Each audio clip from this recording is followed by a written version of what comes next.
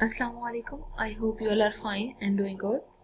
Welcome to new lecture, and here we will start new topic, that is sides and angles of triangle.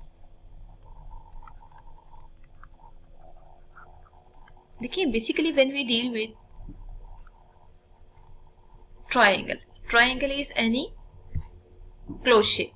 ठीक है, अब देखिए triangle is a close shape with 3 sides. तो सबसे पहले तो हम यहाँ पे ऐसा करते हैं कि ट्राइंगल शेप ड्रॉ कर लेते हैं, ठीक है।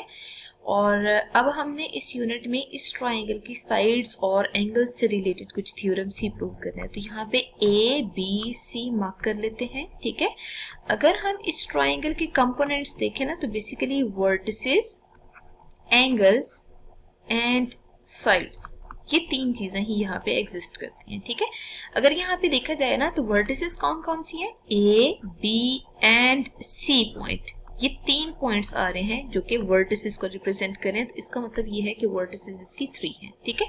फिर आप ये देखें कि एंगल है, एंगल को मार्क करने के लिए हम हमेशा यहाँ पे यूं करके एक नोटेशन यूज कर लेते हैं, ठीक है, जो एंगल की सिंपल नोटेशन है। तो यहाँ पे आप देख सकते हैं एंगल भी 3 है, angle A, angle B and angle सी।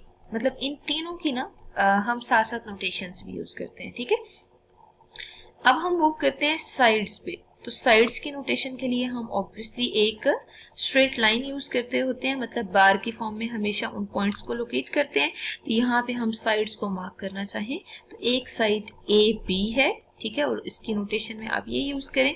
फिर बी सी साइड है और ए सी या सी ए साइड है, ठीक है। इट डजंट मैटर, आप इसको बी ए भी लिख सकते हैं, सी बी भी लिख सकते हैं, ठीक है, और ए सी भी लिख सकते हैं। तो बेसिकली ये दोनों नोटेशंस करेक्ट हैं। बट अगर साइड्स के लिए भी पूछा जाए तो ट्राइंगल की कितनी साइड्स होती हैं, 3, और एंगल्स भी कितने हैं, 3 हैं, ठीक है। अब हम इन शॉर्ट अगर डिफाइन करें ना, तो हम ये कह सकते हैं कि साइड्स ऑफ ट्राइंगल आर 3, ठीक है। और साथ हम ये रिजल्ट लिख सकते हैं, triangle has 3 angles and the last one is triangle has 3 vertices, ठीक है। वर्टिसेस हम बेसिकली पॉइंट्स को कहते हैं, कॉर्नर्स को कहते हैं। तो यहाँ पे 3 वर्टिसेस हैं, 3 एंगल्स हैं और 3 साइड्स हैं, ठीक है। We can say that now any closed shape with 3 vertices is called triangle, or we can say that triangle is a polygon with 3 vertices, ठीक है। और you can say that triangle is a polygon with 3 sides, ठीक है। तो मतलब ये सारी definition basically triangles के लिए सूटेबल है। ट्राइंगल एक क्लोज शेप है, क्लोज शेप को हम पॉलीगॉन डिफाइन करते हैं, ठीक है, और विद वर्टिसेस 3 है और इसकी 3 साइड्स हैं। और अगर फॉर एग्जांपल हम वर्टिसेस की बात करें ना, तो ये जो तीनों पॉइंट्स हैं ना, जैसे हम ए बी से मार्क करते हैं, तो these 3 points are basically non collinear. Non collinear का मतलब है इनको स्ट्रेट लाइन पे लाई नहीं करना चाहिए।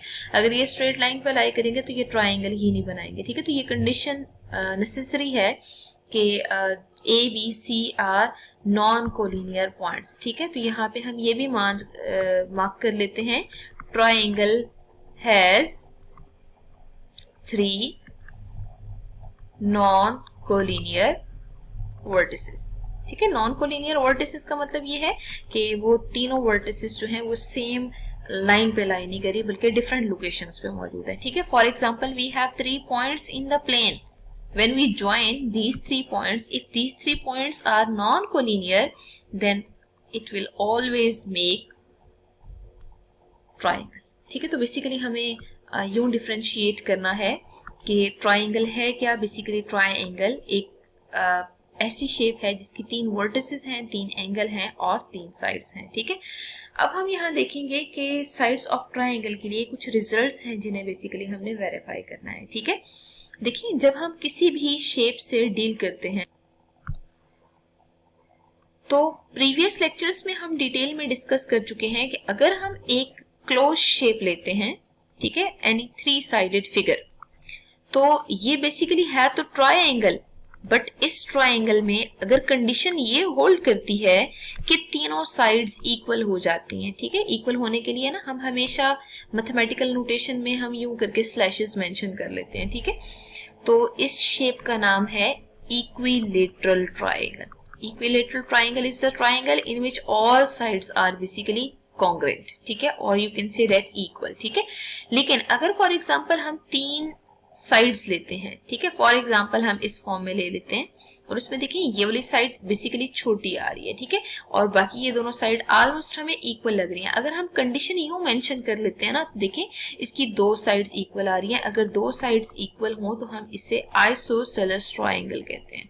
ठीक है, अब अगर फॉर एग्जांपल हमारे पास यही ट्राइंगल इस फॉर्म में हो कि एक एंगल 90 का एग्जिस्ट कर रहा हो, ठीक है, यहाँ पे आप देख सकते हैं एक एंगल ये 90 आ रहा है। अगर ये एंगल 90 आ रहा है ना, तो बेसिकली इस ट्राइंगल को हम मार्क कर देते हैं कि ये राइट एंगल्ड ट्राइंगल है। ठीक है, लेकिन ऐसा भी पॉसिबल है कि जो ट्राइंगल है वो स्केलीन हो। ठीक है, scalene is the triangle in which all 3 sides are unequal. तो अनइक्वल के लिए बेसिकली हम यूं नोटेशन यूज करते हैं कि अगर फॉर एग्जांपल यहाँ पे हमें इस तरह की शेप गिवन हो, ठीक है, दिस इज बेसिकली ट्राइंगल, और इस ट्राइंगल में आप यहाँ मार्क कर लें कि for example this is ABC। ठीक है, condition is if AC is for example 7 centimeter, BC is 4 centimeter and CA is 5 centimeter। ठीक है, फॉर एग्जांपल इनकी ये लेंथ गिवन होती हैं, तो आप देख सकते हैं ये तीनों अनइक्वल हैं। अगर ये अनइक्वल हैं तो ये जो शेप है इसे हम स्केलीन कहते हैं। ठीक है, in scalene triangle all 3 sides are basically of unequal measures. तो यहाँ पे स्केलीन ट्राइंगल की कंडीशन ये है कि तीनों साइड्स अनइक्वल आ रही हैं। तो सबसे पहले जब हम थ्योरम्स प्रूव कर रहे हैं हमें ये पता होना चाहिए कि हम किस शेप से डील कर रहे हैं। अगर वो ट्राइंगल शेप है तो ट्राइंगल की किस कैटेगरी से बिलोंग कर रहा है। Again, if 3 sides are equal then the triangle is equilateral. If 3 sides are unequal then the shape is scalene. If 2 sides are equal then the shape is isosceles triangle. And if one angle is of 90 degree then the shape is basically a right angle triangle.